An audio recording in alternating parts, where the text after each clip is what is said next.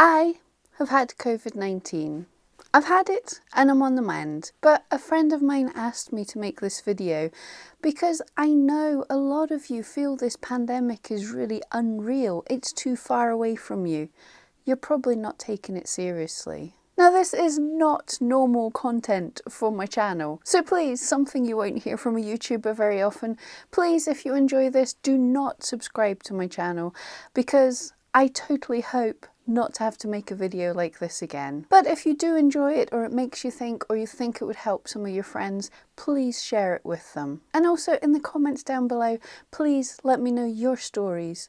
COVID-19 and you, what's happening in your life? So this video is going to be in 3 parts. The first part is going to be my timeline, my experience, my feelings of having a mild dose of COVID-19. And then a friend of mine has kindly let me share with you her experience of having a less mild form of the disease.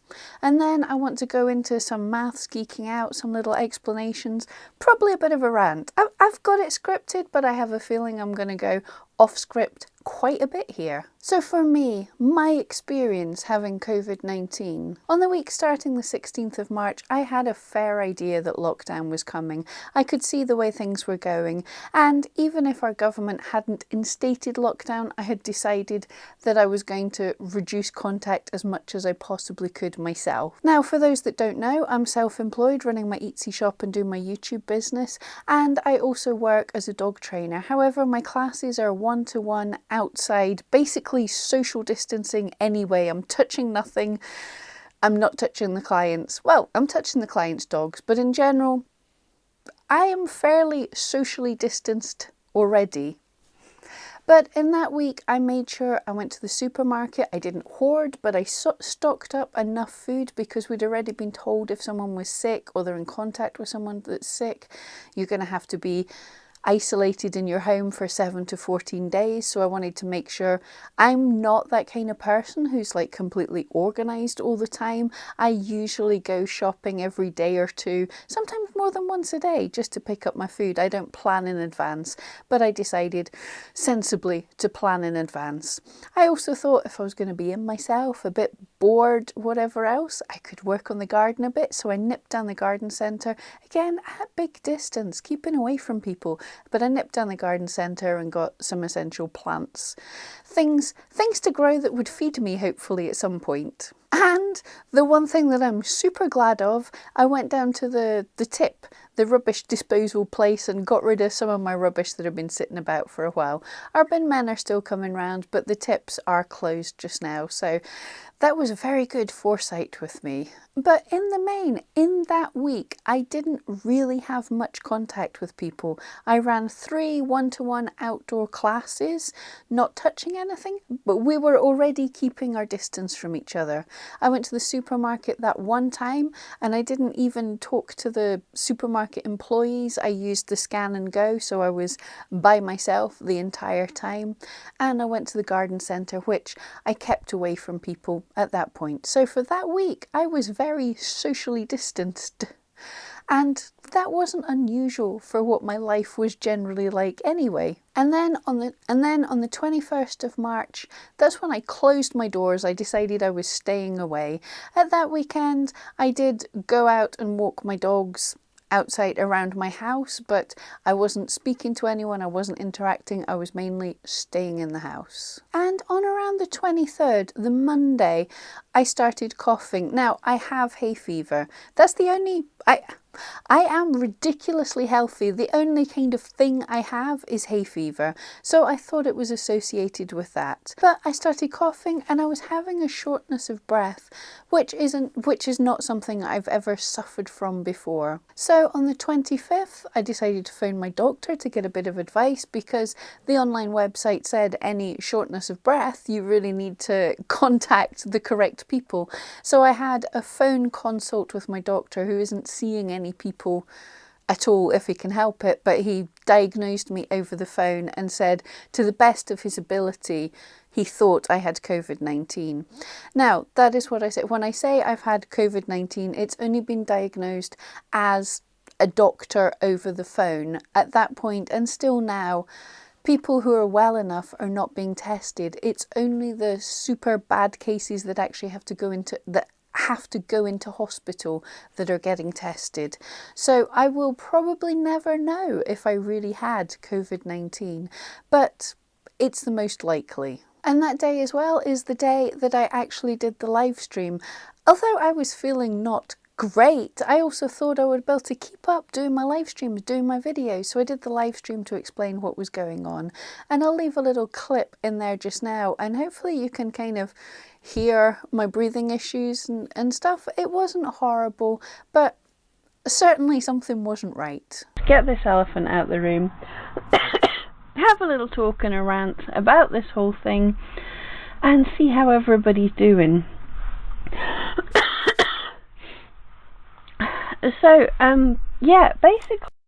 Then my symptoms progressed slightly. I started to get chills, especially in my legs, which was very strange.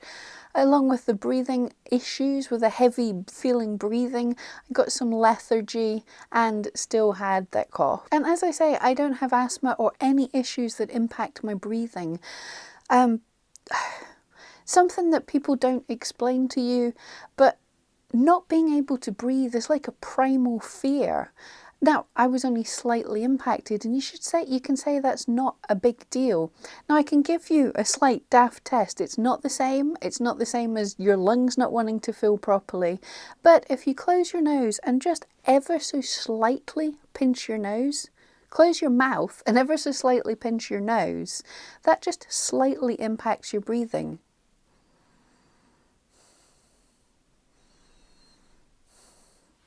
And if you do that for a little while, just a minute or so, you start to feel, or I do, let me know in the comments, but you start to feel a little panic in your brain. It's a primal panic. We need to breathe. And if you panic, then you can start breathing faster, which actually shuts your airways more, which makes it worse. So even a little bit of your breathing being compromised is actually quite frightening. So don't dismiss something like that as not a big deal. Another thing I found was I was better in the morning. When I got up, I was like, really, I'm not too bad. And as the day progressed, by the evening, I was feeling a whole lot worse. At that time, I was hearing reports from people about the sense of smell and sense of taste going, and I'm really not sure. I would go and sniff things and be like, I think I'm smelling them, but I had lots of eucalyptus and pine and really smelly things about the house to keep the airways going. And when you're smelling eucalyptus essential oils and going, I think I can smell that, looking back, probably had a reduced sense of smell. But my appetite was completely gone. Fantastic for the weight loss. There was a few days I was really not feeling up to eating, so I didn't worry about it too much. I can go a few days without eating without being a problem. But not only the physical things, there's mental things. There's some stages that my brain took me to that I think probably most people will find. And the first big one is guilt. I was looking back over that time, the time before I was ill, and saying, what people have I been in contact with? Who could I have infected? Thankfully, I don't have any elderly family or anything close by that I might have made ill. I can't even imagine how you would feel if you'd done that. But I was guilty. I was thinking about all the people that I'd spoke to. Thankfully, I've heard from all my clients and my friends that I was in contact with in that time, and nobody else is sick. So that's calmed down my guilt now. But at the time, you're racking through your brain. Where did I go? What did I speak? Who did I speak to? That guy that was 2 meters away in the garden centre, lovely old man. I was speaking to him for 5 minutes when we were in the garden centre in the queue. Hopefully, there's a great chance that I didn't infect him, but hopefully not. How horrible would the thought of that be? So for that alone, that's enough to say, if you haven't got it, assume you have, because if you catch it and you've been out and about, meeting people, breaking the rules, you're going to feel rubbish. And the second place your brain takes you is fear. In my instance, it was, I was certainly reading the posts of some of my friends that were sicker than me and how quickly these things come on. So there was a bit of a fear. How am I going to cope? I live alone with the dogs. How am I going to get someone to look after the dogs? What am I going to do if I need to go into hospital? How will I cope? Because it's not like you'll get time. It was basically the thought in my head, if I wake up tomorrow and I'm not good, how will I cope with that? And I imagine people living with them, people with a family in them, your fear will also be, how will I cope and how will I not pass this on to my family? How will I make sure they'll stay safe as well? And I will admit, the third thing is also relief. Probably many of you have, I know the week before lockdown, the week before I got sick, I had a niggling headache for the whole week. And there's just this little at the back of your brain feeling of impending doom. Even if you're okay, there's a little bit of a fear back there. And I won't lie, thinking I've had COVID-19, a weight has been lifted. But I'm not going to say go out and get infected, because that's rolling the dice. You don't know that you're going to get it as lightly as me. But here's my experience, and I certainly feel a sense of relief that I'm not being stupid, I'm still being careful. I don't know, is it possible to get reinfected again? Is it possible for me to be a carrier, shedding virus everywhere I go? So I'm still being super careful.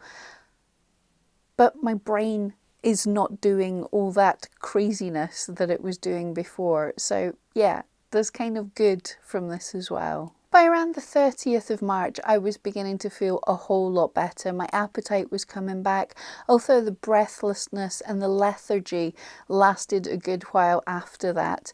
But I just took it easy, did what I could, did a little bit of work, napped for a while, did a bit more work, napped for a while. I'm still making sure and plan ahead and only going out to the supermarket, only going out food foraging once every 7 to 10 days. But certainly things have improved a whole lot since then. And one interesting thing, before I was ill, my hay fever symptoms were starting up, the itchy eyes, the sniffy nose, the coughing. While I was potentially ill with COVID-19, for some reason at that point, my eyes were no longer gummy.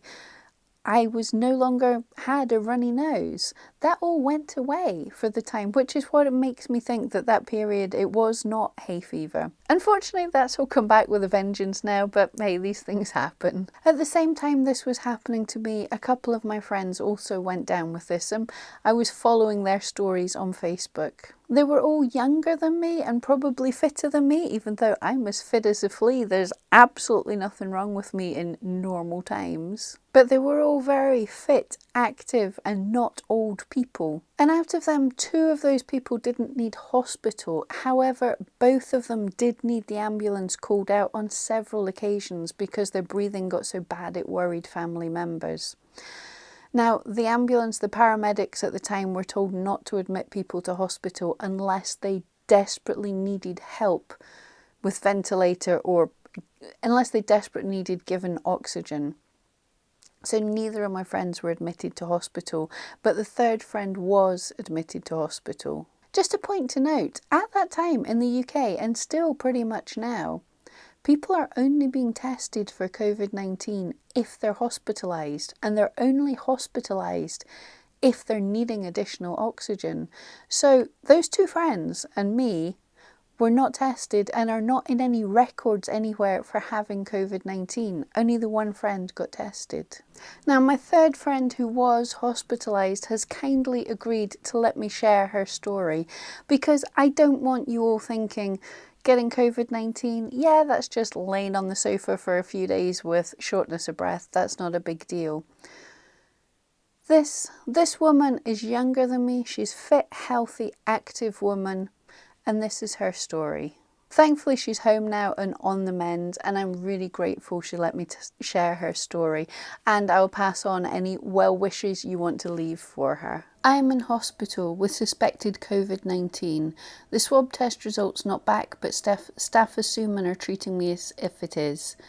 I'm in a stable condition, my temperature is back to normal, I'm responding well to treatment. I'm comfortable in my own room, I'm getting plenty of rest, I'm in the best place I can be right now. I first fell ill on the 1st of April. I woke up that morning with a tickly dry throat. By the afternoon I'd taken to bed for a nap and could not get warm. By the evening I was in pain all over with what felt like muscle cramps. I was lashing sweat. I had no thermometer, but it was quite obvious my temperature was high. This continued through until Saturday, when the fever itself seemed to stop, but I still had a high temperature. I was self-medicating with cocodamol at first and then paracetamol later. I had the thermometer delivered through my letterbox on the Friday by my very concerned mum, which confirmed a temperature of 39.8 degrees. Friday afternoon I called 111, the Scottish NHS helpline, and reported this. We agreed I was able to manage my symptoms at home. They gave me some advice on dealing with fevers. Saturday is when the cough started. It wasn't too bad overall, but a combination of that, the high temperature, and the fact I'd been in bed now for 4 days and it was getting a bit painful from that was keeping me awake. I was hardly sleeping and had zero appetite. I was going through diluting juice and plain water at a rate of knots. On Monday the 6th of April, my breathing started to become a bit shallower and faster any time I did anything like leave my bed for the loo. By Wednesday evening it was permanently like this. I have what is usually quite mild and easily controlled asthma, but even taking extra puffs of my reliever wasn't helping. Just before midnight on Wednesday, the 8th of April, I called 999 on the advice of the 111 doctor. The paramedics put me on oxygen straight away, as my problem was shortness of breath. I was taken to A&E, tests run, chest x-rays taken, and the dreaded COVID swabs taken. It's a horrendous experience. The swab goes so far back into your nasal cavity, it feels like it's in your brain. But what was even more agonisingly painful is a procedure known as arterial blood gas test. It's very fiddly and hard to get right. It took my nurse 5 attempts. You can see the massive bruising it caused. I was then taken to ICU, where I was put in a bed, put onto a proper oxygen mask rather than just the wee bits that go up your nose. There were some more tests done and bloods taken. Late afternoon I was transferred to a ward, again a single room, and as there are no traditional wards here. A few more tests and I was left to rest for a while. This has an incubation of 14 days. I was first sick on the 1st of April. 14 days prior is the 18th of March, 4 days before the lockdown. If this UK government had got off their asses and handled this like proper grown adults, a lot of people who are ill now, like me, probably wouldn't be. I now have to be attached to an oxygen mask 24/7 to get something approaching the normal breath. I'm not looking for sympathy. I'm looking for you to stay at home. I want people to know how horrendous this is. No, you can't not nip next door for a quick cuppa and chat. No, you and the neighbours can't have a joint barbecue out the back. No, you can't go and visit your family further afield. Stay as close as home as possible when you do go for a walk. If someone is walking towards you, cross the road. It's really that serious. Now, I get for some of you this illness can seem far away and foreign and something else. In January, probably most of us were sitting saying this was a China thing. This would not impact us. And then later on, when we were seeing the images from Italy, it felt closer to home, but still not real. That couldn't really happen to us, could it? And also, while you're sheltering at home, in the lockdown, we are sheltered from what is really happening. We are sheltered from the front line. And I have to say, I mean, the UK is pretty much at where Italy was. And in the UK, when Italy was at this place, we were getting shown all the things on the media. They were scaring us on purpose. But now it's like we're not hearing from the front line. We're not hearing of those filled hospital beds with people struggling to breathe. There's a bit of propaganda going on. It's easy to think it's okay, it's not that big a deal, and the impact on keeping your business shut is much, much higher. But I want to say right now, it's not people or the economy. People are the economy. If we take a hit in people dying and people being unable to work and people, let's face it, people who still have what's considered a mild form of the virus might have their lungs affected forever. So people iller, people less able to work, people not able to work because they've died. That hurts the economy. And there are now people that are expendable. For example, for some of you heartless people who think it's okay, the elderly will die. Many of the elderly are the people who are looking after their grandchildren while the parents are able to go out to work. They're the ones that are able to go and quickly pick up children if emergency happens. So they're allowing workers to be able to work. So they're not expendable. Even if you're heartless and ignore the emotional concept to that. And just saying it's only the weak and the ill. I'm not going to post this because I'm not giving the person any more airtime.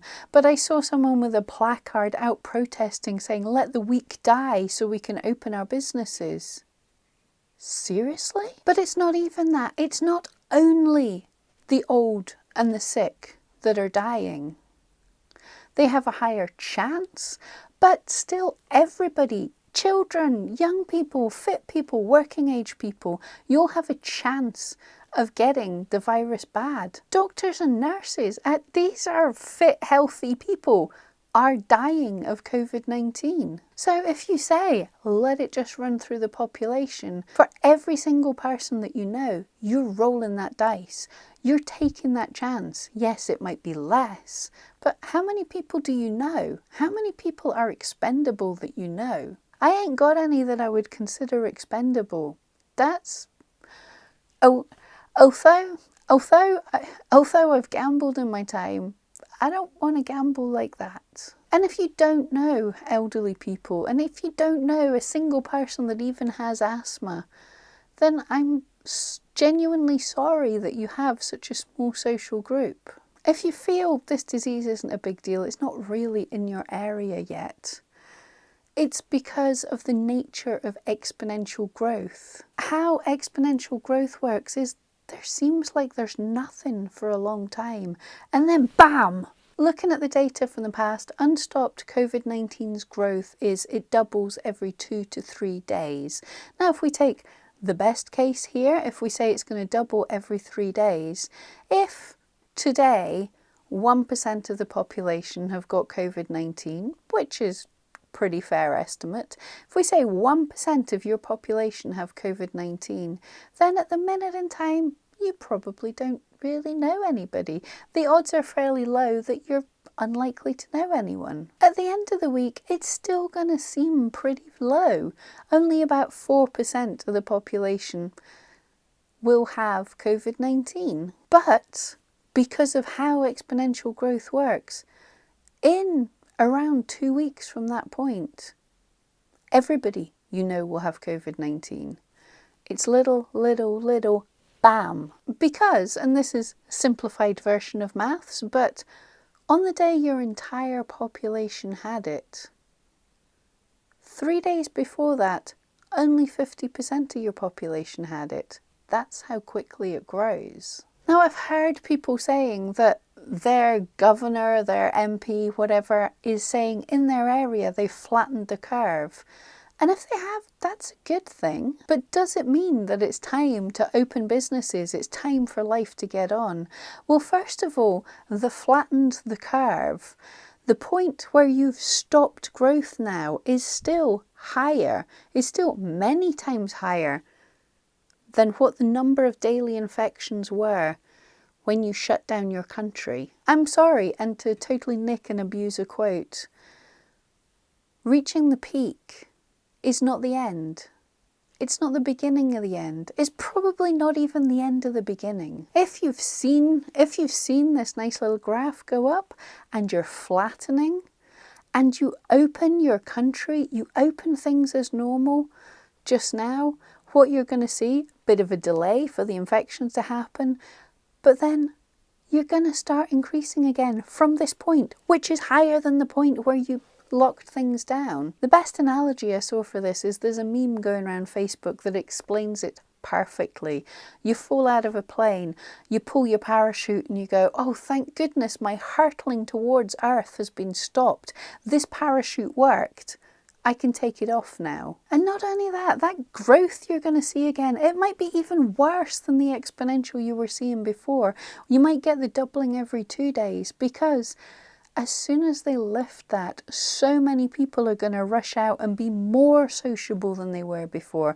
They're going to want to check up on their friends, their family. They're going to want to go to pub for a beer. They're going to want to go and do all the things they haven't been able to do, and get in contact with a lot of people. So it's likely the growth rate might be even higher if you just lift things just now. And there's a delay. As people infect each other, it'll take a week to 2 weeks for the symptoms to come out. So you'll have a week of grace saying, look, this worked, this was right, we totally should have opened the country. This is totally right, I'm going down the pub. This is right, I'm going to meet up with all my mates and give them a big hug because I've not seen them in ages. Because you're not seeing the effects yet. But also, and I'm sorry to say this, reaching the peak does not mean things are dropping. It doesn't mean you're reaching the peak and things are going down. This is why it's always talked about flattening the curve. If we look at the data from places like Italy and Spain, which are a bit ahead of all of us, when they reached the peak number of daily infections, that stayed the same for a good while. It stayed linear growth. You went from exponential growth to linear growth, and that means roughly the same number of people are infected every day for a good period of time. It takes time before this starts to decrease, and how well this decreases is based on how well our lockdown is. And Italy and Spain had a better lockdown than we have. So likely our flattened peak is going to last for a good period of time. Now, if we reopen the country too soon and the cases just go exponential again, then shutting it down in the first place was a waste of time. The only time that we can really consider opening the country again is when we've dropped our number of daily cases to a manageable amount, so that at that point, not only can our health services deal with them, but we can track, trace and isolate the people who are sick, so we can keep the number at a low rate, so we're not having a second peak that might even be higher than the first because people are idiots. If your state or country is considering lifting the lockdown just now because of political pressure, and it will be because of political pressure, it is not because of scientific advice, then I would say, if you can, ignore that. If you can, continue to shelter in place, continue to social distance, don't run out to see your loved ones, no matter how difficult that is. Don't be that experiment, don't be that statistic that in 2 weeks the rest of us are going to be able to look at your country and your state and point at them as an example of why we don't want to just open up like that.